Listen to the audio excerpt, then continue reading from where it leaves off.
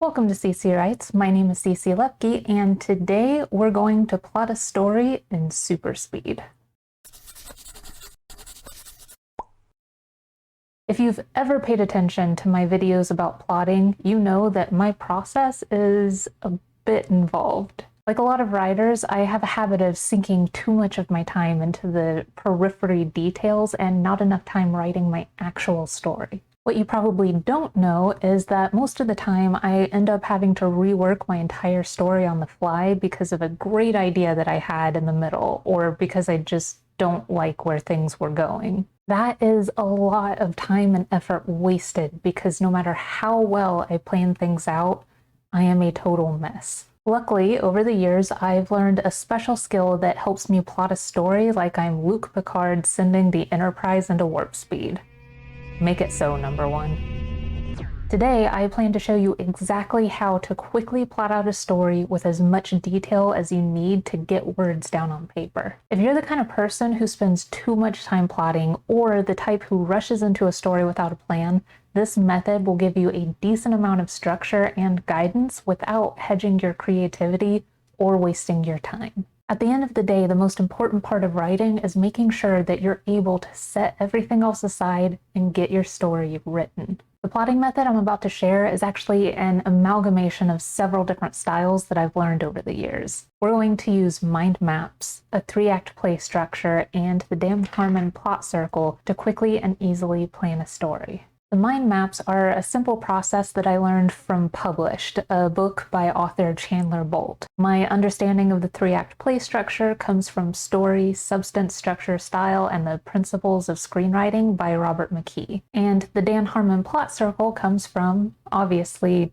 Dan Harmon, the creator and producer of Community. You can find all sorts of videos online teaching the Dan Harmon method, and even check out the video that I made where I used his plotting method for the very first time. If you want more detail on any of the methods I'm using today, those are some great resources that I highly recommend. Now, to get it all started, you need to make a mind map. I'll plot a story along with you so you can see how it's done. Think about the most central idea of your story, your main character's greatest need, and what they will accomplish by the end of the story. Forge a single, concise sentence and write it down in the very center of a large piece of paper. For my story, I'll stick with a pretty basic concept. A group of struggling artists learn to rely on each other to achieve their dreams. Here's where my mind map differs a little bit from Chandler Bolt's method. He typically instructs people as if they're writing nonfiction, but you are writing fiction, or possibly creative nonfiction. A typical mind map isn't the best option for you, which is why I recommend segmenting your paper into 8 equal parts. These 8 parts represent the plot circle. Label each part accordingly. Now we simply fill out the mind map. Start with the central idea of each section. For example, the comfort section should introduce the world, the main character, and their greatest skill. Break down the main ideas into specific details about those things that need to be addressed in your story. You don't have to include every minute aspect of what makes your character tick or the history of your world. Focus only on the things your audience needs to know for the story to make sense. Try not to spend more than half an hour on this. You really don't need much time to map this out. In my comfort section, I have 4 characters: Gidget, Sam, Brunhilde, and Edmund. Gidget is a struggling writer whose generosity outweighs their bank account. Sam is a production assistant with a steady job where his great ideas are underappreciated. Brunhilde is an opera singer with an amazing voice who can't find work because of the way that she looks. And Edmund is a passionate Shakespearean actor who has never managed to land a speaking role. Each of these things are represented with a few simple descriptive words. Then I can break down each of these into more specific concepts. The more concepts you can generate here, the better this will work. Gidget has an unsupportive father. The father works in publishing. Gidget works several part-time jobs to make ends meet, so on and so forth. Once each section is filled out to your satisfaction, it's time to organize your ideas. On another sheet of paper or in a spreadsheet, mark out 3 sections. Label these sections Act 1, Act 2, and Act 3. In Act 1, put your information from the comfort and needs sections of your mind map. In Act 2, include the unfamiliar, adapt, succeed, and cost. Finally, in Act 3, write all your information from return and changed. Now, we all know how much I love spreadsheets, so here's how I organized mine. Beautiful, isn't it? From here, you're going to start adding in detail to expand on your ideas. When you do this, think about the actions your characters have to make. Think about the arguments, the obstacles they face, the changes that happen around them. As you fill out these details, realize that you're actually designing scenes for your story.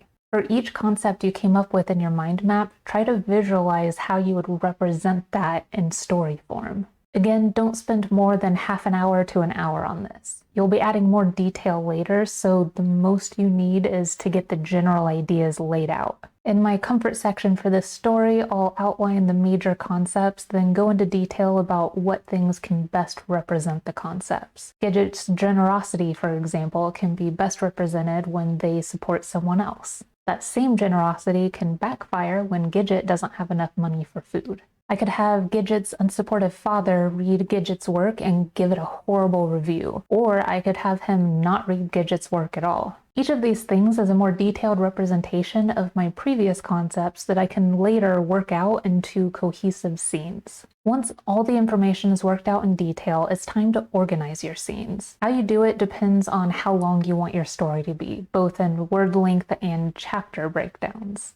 The easiest way to do it if you're writing a book is to break it down into 8 chapters. You could also do 16 chapters with each section getting 2 chapters. Please trust me when I say that planning out the length of your story ahead of time is going to make all of this way easier. If you end up having to write more than you originally planned, it's fine, but this is going to make your life so much easier. For my story, I kind of want to make an ongoing series using YouTube Shorts. For shorts, each video would need to be about a minute or less. It would be nice to post 1 video a week for about a year, so I'll aim for a total of 56 chapters in my story. That means 7 chapters per section. And this is where more of my screenwriting knowledge kicks in, because there are certain plot points that have to occur at specific points in the story. I use math to figure out about when I need each thing to happen. Yes, I know math sucks, but your story won't, so yay you.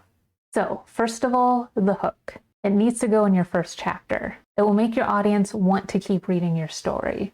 Don't leave it out. Next, your inciting incident happens about 15% of the way into your story. Take the number of chapters that you decided on to begin with and multiply by 0.15. For my story, that's chapter 8.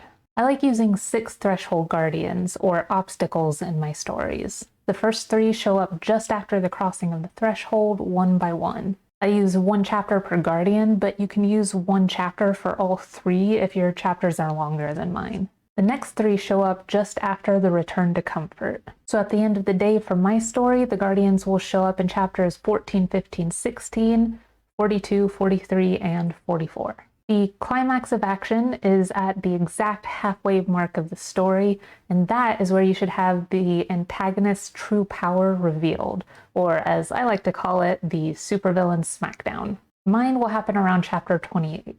Finally, just before the resolution of your story, in the changed section, your main character should have a final showdown with their villain and experience a moment where all hope is lost.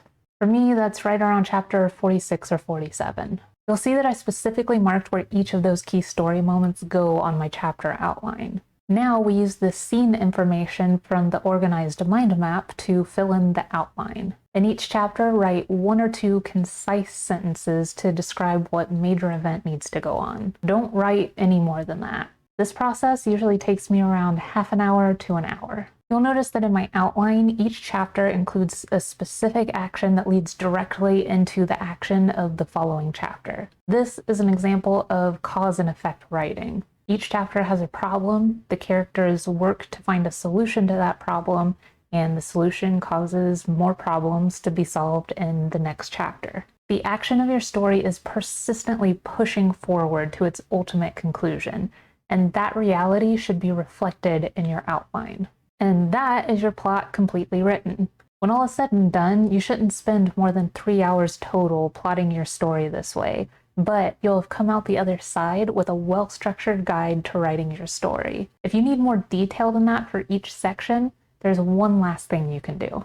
Before you start writing each chapter, spend about 15 minutes making a chapter level mind map. Go into more detail about what specifically needs to happen in that chapter. Add any new information or ideas into your story outline and organize it accordingly. Then start writing while your mind is full of those fresh ideas. It will help you know where you want to take each scene, and if you're like me, then you can also add in information about what your character sees, feels, hears, tastes, or smells in their environment. That way you don't have to try and invent those things while you're actually writing. Here's what my fully realized plot looks like now that I've finished. Like I said, this took about 3 hours of persistent work, and now I have all of the most basic information I need to make my story a reality. I even made a script for the first couple of chapters.